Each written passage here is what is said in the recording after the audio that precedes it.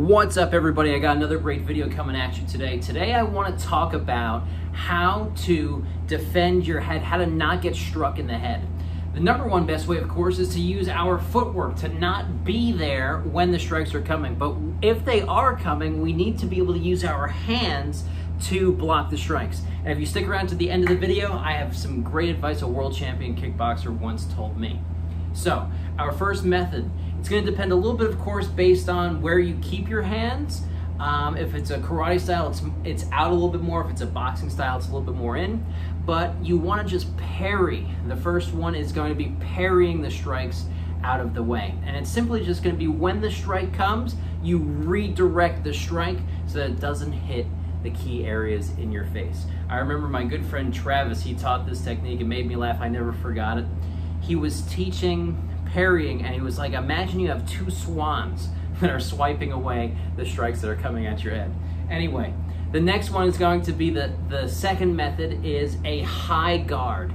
A high guard is when we have our hands up here, our knuckle line, our middle knuckles here, and we're going to put them right by our eyebrows. And based on the kind of gloves you guys have, it's going to kind of change a little bit the way that we're going to keep them. If we have big gloves, then maybe we can leave a little bit more space here because the glove won't get through this center hole and hit my gigantic Jew nose.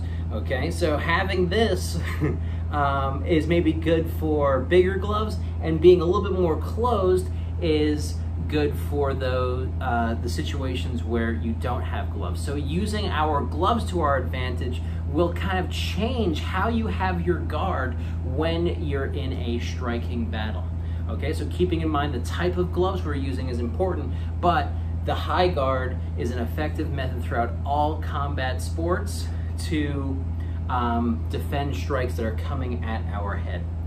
Our third method is going to be the answering the telephone. So we're going to go here, and we're going to take our hand and we're going to bring it right up to our the back of our head here. And we want to protect the key areas of our face.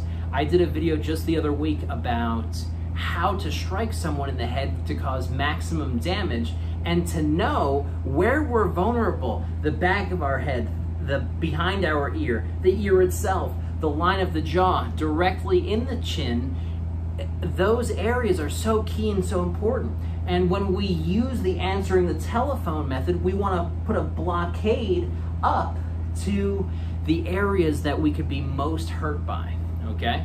So the answering the telephone is a great method to being able to stop strikes. We could even use this elbow here to stop a strike that's coming right down the center. And for those big strikes, those round kicks to the head, we want to be able to use the answering the telephone and our hand as well. So we could use both hands to be able to block the strike that's coming toward us. One more tip on this, guys, is we want to be able to use the radius and the ulna of the forearm, the two major bones in the forearm, along with our hand. Sometimes if you just try to block with the outside like this, you could break one of those bones. So spreading the strike across as much surface area is a great way to make sure we stay as uninjured as possible when we're blocking this strike right here. Okay, so some advice that a world champion kickboxer shared with me when I was getting started in my martial arts journey. It stuck with me, and it changed my whole concept of defense for the rest of my time doing martial arts. He said to me, don't worry, the strikes are coming at your head. And I was like, what? Like, that didn't quite make sense to me at the time. But the more I thought about it, the more it made sense.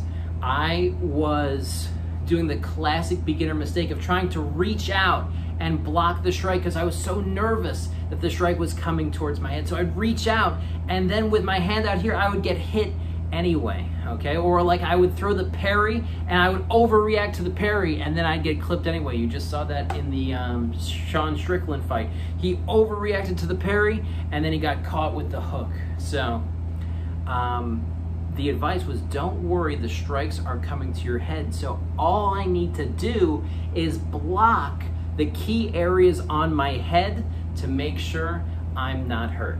Okay, thank you guys so much for watching. Please make sure to like, comment, subscribe, and I'll catch you in the next video.